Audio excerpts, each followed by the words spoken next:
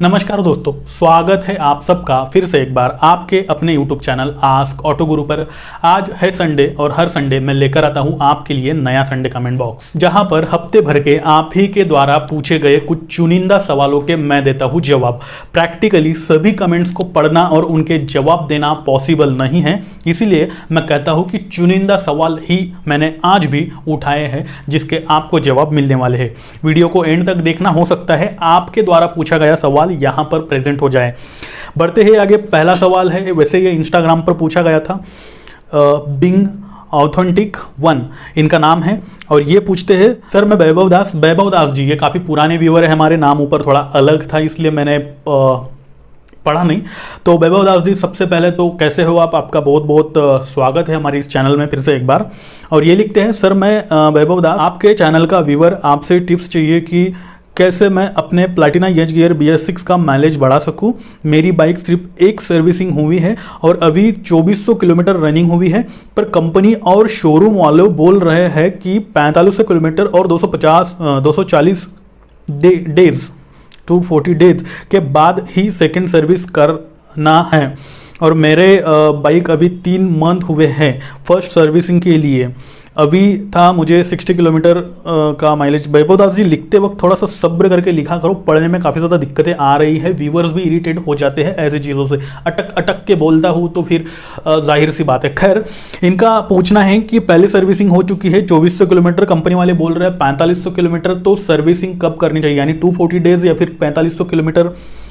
तो देखो, सीधा सा जवाब है, शुरू के 3 सर्विसिंग अकॉर्डिंग टू कंपनी ही आपको करनी चाहिए। अगर आप आपके हिसाब से करवा लेते हो तो ये सर्विसिंग डेड हो जाती है, वारंटी डेड हो जाती है। ऐसे में कंपनी, अगर गाड़ी में कुछ दिक्कतें आ जाती है आपकी और आप कंप्लेंट लेकर के कंपनी में जाते हो तो वो डिनाई कर देते हैं, यानी कि आपकी कोई भी नहीं सुनते और ऐसे में आपका नुकसान होता है, लॉस होता है। तो आपको ये जो कंपनी वाले कह रहे हैं उस हिसाब से ही आपको करना चाहिए। शुरू के 3 सर्विसिंग कोई बड़ी बात नहीं है, ऐसे ही निकल जाते हैं दिन, ऐसे ही निकल जाती है सर्विसिंग। आपको जिस हिसाब से कंपनी कह रही है उस हिसाब से करो। रन इन पीरियड का स्पेशली ध्यान रखो, यानी पहले 1000 किलोमीटर गाड़ी किस स्पीड में चलानी है, क्यों चलानी है, इस सब्जेक्ट पर पर्टिकुलर एक वीडियो बना रखा है मैंने, जिसकी लिंक मैं डिस्क्रिप्शन में आपको देने की कोशिश करूंगा, आप उस वीडियो को देखें। कंपनी के रूल्स जो है वो शुरू के 3 सर्विसिंग तक आपको अप्लाई करने हैं, ऑबे करने हैं, उनका पालन करना ही है। अदरवाइज आपने खुद से ऑयल चेंज कर लिया तो फिर सर्विसिंग डेड हो जाएगी, वारंटी डेड हो जाएगी। आपने खुद से कई बाहर से मेंटेनेंस करवा लिया, वारंटी डेड हो जाएगी। मतलब कुछ भी आपने अगर बाहर से आपकी एंड से विदाउट परमिशन ऑफ कंपनी किया तो फिर ये डेड हो जाती है। ऐसे में आपको नुकसान जो है वो भरना पड़ सकता है, यानी गाड़ी में कुछ भी दिक्कतें अगर आती है तो वो जो है वो जिम्मेदार नहीं होते हैं। तो कंपनी के हिसाब से चलो, कोई दिक्कत नहीं, चलता है। 4500 किलोमीटर पे बोला है तो 4500 किलोमीटर पर ही करो, क्योंकि ये 3 सर्विसिंग उनकी शेड्यूल के अनुसार बनाए हुए होते हैं। तो ऐसा ही आपको करना चाहिए। आई होप मैंने आपके सवाल का जवाब दे दिया है। बढ़ते हैं आगे। अगली जो कमेंट है ये है सचिन मिस्त्री जी लिखते हैं, हेलो सर, मुझे ये पूछना है कि मेरे पास होंडा का स्कूटर है, मैंने जिस डीलर से गाड़ी लिया उस डीलर का पेड सर्विस AMC लिया है और हमेशा उसी से AMC कंटिन्यू करता हूँ, लेकिन लास्ट 3-4 सर्विस में मैं सेटिस्फाई नहीं हूँ, तो क्या मैं फर्स्ट डीलर से सेकंड डीलर? बिल्कुल आप करवा सकते हो। इनका पूछना है, यानी इनका सवाल है कि गाड़ी जब ली थी तब इन्होंने AMC करवाई। AMC का मतलब होता है कि जो सर्विसिंग है वो उसी की एक अमाउंट होती है, एक्स अमाउंट वो उसे दी जाती है हर सर्विसिंग की, ये फिक्स अमाउंट होती है। इसके बाद अगर कोई स्पेयर पार्ट आप चेंज करते हो तो वैसे ये हर स्टेट में हर जगह अलग अलग होती है, इसके रूल्स अलग अलग होते हैं। आपका मुद्दा यह है कि क्या आप इसे चेंज कर सकते हो? बिल्कुल आप चेंज कर सकते हो। आप जब डॉक्यूमेंट्स, जो गाड़ी आपने परचेस करी थी उस वक्त जो आपने सर्विसिंग का, पेड सर्विसिंग का जो AMC लिया था उस वक्त कुछ डॉक्यूमेंट्स आपको मिले होंगे। वैसे मैं बताऊं आपकी जानकारी के लिए, इस चीज़ के लिए ऊपर इतना ज़्यादा श्योर नहीं हूं मैं, और ना ही कोई रहता है। हर किसी के, जैसे मैंने थोड़ी टाइम पहले कहा, रूल्स अलग अलग होते हैं। होंडा के अलग होते हैं, हीरो के अलग होते हैं। इनफैक्ट होंडा के अलग अलग शोरूम्स में अलग अलग उनके अपने होते हैं, क्योंकि सर्विस नेटवर्क्स भी अलग अलग होते हैं उस हिसाब से।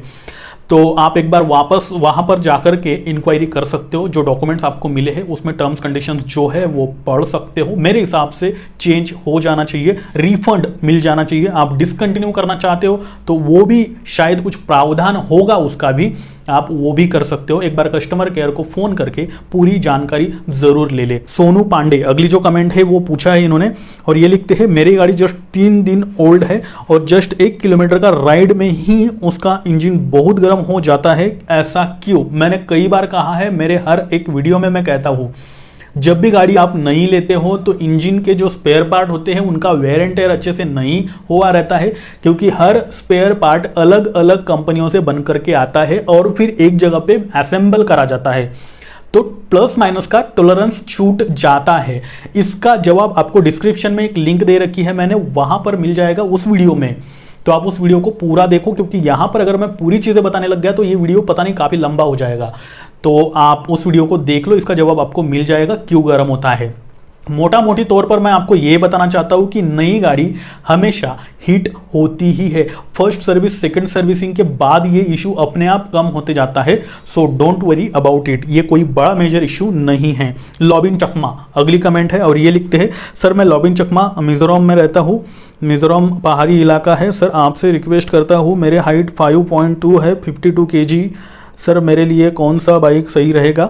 मैं पसंद करता हूँ TVS विक्टर BS6, अभी तक लॉन्च नहीं हुई, मैं इंतज़ार सही रहेगा या फिर कभी कभार लॉन्ग ड्राइव करना हूँ 600 kilometre. Thank you very much sir. तो लॉबिन चकमा जी, देखो ऐसा है, आपके सवाल को मैं पब्लिक को एक बार फिर से समझा देता हूँ। आप पहाड़ी इलाके में रहते हो, मतलब ये चकमा जी, लॉबिन जी पहाड़ी इलाके में रहते हैं मिजोरम में। आपको सिर्फ ये पहाड़ी इलाका है, काफ़ी अच्छी जगह है, मैं जा चुका हूँ, बेहतरीन ग्रीनरी है वहाँ पे, रहने लायक जगह है। और इनका सवाल ये है कि वहाँ पे पहाड़ी इलाका है, स्कूटर लूँ या फिर बाइक लूँ? मुझे पर्सनली, यानी इनको पर्सनली TVS की विक्टर पसंद है, जो कि BS4 में है, BS6 अभी तक नहीं आई हुई, शायद ये आए भी ना, अभी तक कोई पक्की इन्फॉर्मेशन नहीं है, या फिर ये आएगी या फिर डिसकंटिन्यू कर दी गई है, तो ऐसा कुछ नहीं है। BS4 अगर मिल रही है तो आप परचेस कर सकते हो, ऐसा नहीं है कि BS4 की गाड़ियाँ खराब है या फिर वो लंबी नहीं चलेगी, ऐसा नहीं है। ऑप्शन में आप पहाड़ी इलाकों में स्प्लेंडर ले सकते हो, रेडियन ले सकते हो अगर TVS में जाना है आपको तो, और अगर आपको स्कूटर लेना है तो एक्सेस पावरफुल स्कूटर है, उसे आप ले सकते हो, कोई दिक्कत नहीं होगी। पहाड़ी इलाका अगर ज़्यादा रास्ते खराब है, मतलब बहुत ही बड़े बड़े गड्ढे हैं, तो स्कूटर मैं कभी भी प्रेफर नहीं करूँगा। टायर्स छोटे होते हैं, छोटे छोटे गड्ढों में भी उसके टायर्स फंस जाते हैं, मतलब जो झटके हैं वो ज़्यादा लगते हैं, तो इसलिए मैं स्कूटर तो प्रेफर नहीं करूंगा। आपको बाइक के साथ ही जाना है, 17 फिर 18 इंचेस के बड़े टायर्स होते हैं गाड़ी के, तो छोटे छोटे गड्ढे इग्नोर कर करके चलती है वो, इसीलिए तो वो चीज़ है। जैसे मैंने कहा, आप स्प्लेंडर ले सकते हो, पहाड़ी इलाकों के लिए मजबूत है, पिकअप अच्छा है। रेडियन ले सकते हो, काफ़ी अच्छी गाड़ी है। इसके बाद आप एज गियर ले सकते हो, ये तो बेहतरीन गाड़ी है। इनमें से कोई भी एक गाड़ी ले सकते हो। BS6 विक्टर का वेट करना चाहते हो तो आप कर सकते हो, लेकिन मुझे कंफर्म नहीं है कि ये मार्केट में आएगी भी या फिर नहीं आएगी, और आएगी भी तो कब आएगी। देखो रूमर्स मार्केट में कई तरह के निकल रहे, कुछ लोगों ने फेक वीडियो बना करके डाल भी रखा है, कुछ वेबसाइट्स पर डाल रखा है गाड़ी आ रही है, आ रही है, आ रही है। जब आएगी तब मैं आपको बता दूंगा, लेकिन आ रही है ये मुझे कंफर्म नहीं है। आपको सीएस ये कहीं से भी न्यूज़ आती है तो कुछ न्यूज़ अच्छी होती है, कुछ न्यूज़ सच्ची होती है, कुछ न्यूज़ फेक भी होती है। मैं इन पर बिलीव नहीं करता, इसलिए मैं आपको परफेक्ट आंसर नहीं दे पा रहा हूँ। आई मीन टू से नहीं दूंगा, क्योंकि जब मैं कंफर्म हो जाऊंगा तब आपको बता दूंगा। फिलहाल तो आपको ये 3 गाड़ियां जो मैंने सजेस्ट करी है, उनमें से कोई एक गाड़ी आप ले सकते हो। आपके वेट के अनुसार, आपकी हाइट के अनुसार तीनों भी अच्छी खासी आप जो है चला सकते हो, बेहतरीन गाड़ियां हैं। तो आई थिंक मैंने आपके सवाल का जवाब दे दिया है। बढ़ते हैं आगे। जयेश JR गेमिंग ये लिखते हैं, बाइक लाइट मॉडिफिकेशन करना गुनाह है? तो ये आई थिंक सवाल है। बिल्कुल ये गुनाह तो नहीं कह सकते, लेकिन इलीगल मॉडिफिकेशन आप ज़रूर कह सकते हो। मैंने कुछ दिनों पहले एक वीडियो डाला हुआ था, लीगल मॉडिफिकेशन और इलीगल मॉडिफिकेशन कैसे होते हैं, क्या होता है, कौन से मॉडिफिकेशन आपको अच्छे मतलब लीगल है RTO रूल के हिसाब से, किस तरह के लीगल नहीं है। उस वीडियो के नीचे का ये कमेंट है। लाइट मॉडिफिकेशन बहुत ही ज़्यादा, मतलब जैसे LED लाइट से आपने 2-2 लगा रखे हैं बाइक में, ज़्यादा विजुअल एबिलिटी क्रिएट करने के लिए। हेड लाइट से ज़्यादा पावरफुल है वो, पहली चीज़। दूसरी चीज़, सामने वाले को, यानी जो सामने से गाड़ी आ रही है, डार्क नाइट में आप चला रहे हो, 2 लाइट है, उसे कंफ्यूजन क्रिएट कर रहा है कि ये 2 व्हीलर आ रही है, 3 व्हीलर आ रही है, या फिर उसके आंखों पे ज्यादा जा रही है। आपको रास्ता अच्छा खासा दिख रहा है लेकिन सामने वाला कंफ्यूज हुआ जा रहा है कि रास्ते में क्या है, गाड़ी का मतलब सामने वाले को ज्यादा आंखों पे वो लाइट आ रहा है। ऐसा अगर प्रॉब्लमेटिक, सामने वाले को प्रॉब्लम क्रिएट करने वाला हेडलाइट का मॉडिफिकेशन है तो दैट इज इलीगल। अदरवाइज बाकी लीगल होता है। आप एक काम कर सकते हो, आपका जो एक्चुअल हेडलाइट है उसमें ज्यादा पावर का लैंप लगा सकते हो। वैसे भी ये तो लीगल किसी भी तरह से नहीं है, लेकिन आपको विजुअल एबिलिटी प्रॉपर मिलेगी इससे। दूसरी चीज, हेडलाइट मॉडिफिकेशन यानी अगर एक्स्ट्रा का लाइट लगाते हो तो बैटरी पे लोड पड़ता है इसका, जो कहीं ना कहीं आपकी गाड़ी की हेल्थ के लिए भी खराब है। मैं जानता हूँ कुछ ही गाड़ियाँ ऐसी हैं जिनका हेडलाइट डार्क नाइट में चलाने लायक नहीं है, जिस पे भी वीडियो मैंने बना रखा है, लेकिन कुछ गाड़ियाँ ऐसी हैं, वो गिनी चुनी हैं, लेकिन मैक्सिमम गाड़ियाँ ऐसी है जिनका हेडलाइट उनकी कैपेसिटी के अकॉर्डिंग ठीक ठाक है, बेहतर है। तो आपको एक्स्ट्रा लाइट लगाने की मेरे हिसाब से ज़रूरत नहीं होनी चाहिए। फिर भी अगर आपका ऐसा पर्पज़ है, आपको हाईवे पर चलना पड़ता है, सामने से बड़ी बड़ी ट्रकें आती है, आपको दिखता नहीं है, दिखने में दिक्कतें होती है, तो आप एक्स्ट्रा लाइट्स लगा सकते हो, लेकिन हेडलाइट के पावर से कम होना चाहिए, नीचे की साइड होना चाहिए। और ये वैसे भी कुछ जगह पे चलता है, कुछ जगह पे अभी भी इलीगल है, यही कहानी है। तो आप चेंज कर सकते हो, लेकिन जैसे मैंने कहा उस हिसाब से ही जो है सारी कहानी होती है। खैर, ख़त्म करते हैं आज का संडे कमेंट बॉक्स यहीं पर। और आपसे जाते जाते एक चीज़ और कहना चाहूँगा, पिछले कुछ दिनों से मेरे इस चैनल पर कोई वीडियो नहीं आ पाया, जिसका रीज़न ये जो कि आप देख रहे हो, मेरी दादी कुछ दिनों पहले एक्सपायर हो गई थी, तो मैं मेरे गांव गया हुआ था, जलगांव, वहाँ पे अटक गया था, जिस वजह से कोई वीडियो मैं नहीं डाल पाया। दूसरी चीज़, इस चैनल की, आस्क ऑटो गुरु यूट्यूब चैनल की रीच थोड़ी सी डाउन होती नज़र आ रही है यूट्यूब पर।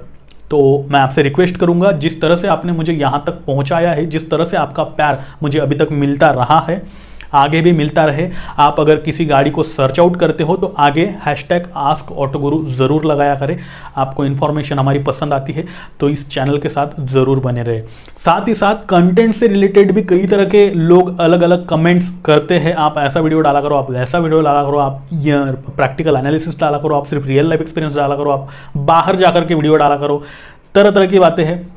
आपको पर्सनली किस तरह के वीडियोज़, ऑटोमोबाइल रिलेटेड ही यहाँ पे वीडियोस रहेंगे, वहाँ से हट करके नहीं रहेंगे। कुछ लोग तो नॉलेजेबल वीडियोस बोलते हैं, इंजन क्या काम करता है, साइलेंसर कैसे काम करता है, इसके बाद स्पीड कैसे गाड़ी 100 सीसी की गाड़ी है, दोनों अलग अलग, दोनों सेम सीसी की गाड़ी है, फिर भी अलग अलग स्पीड दोनों में क्यों मिलता है, मतलब इस तरह की क्यूरीज होती है, तो उन पर वीडियो डाले तो वो कुछ लोगों को पसंद है। मिक्स तरह की पब्लिक इस चैनल पर है। मैं वोटिंग चाहता हूँ, आप लोग वोट करो, आपको किस तरह के टॉपिक्स ज़्यादा पसंद है आगे, क्योंकि ये चैनल आप ही लोगों का है, तो डेफिनेटली आप लोगों के वोटिंग से ही इस चैनल को आगे बढ़ाया जाएगा।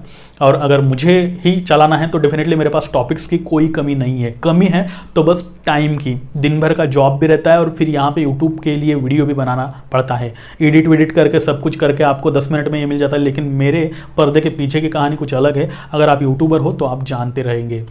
खैर, अब अगर आप चाहते हो कि आपके कार और बाइक से रिलेटेड किसी भी तरह के सवालों के जवाब आपको एक ही चैनल पर अवेलेबल हो जाए तो ये चैनल सिर्फ आपके लिए है, इसे सब्सक्राइब करना ना भूलें। साथ ही अगर अभी भी आपने मुझे इंस्टा, ट्विटर, फेसबुक पर फॉलो नहीं कर रखा है तो वहां पर जाकर आप मुझे फॉलो करके आपकी दुविधाएं पूछ सकते हो, जिनकी लिंक मैंने नीचे डिस्क्रिप्शन में दे रखी है, जाओ जाकर फॉलो कर लो, वहां पर भी आपके भाई को प्यार आपका दिखाओ।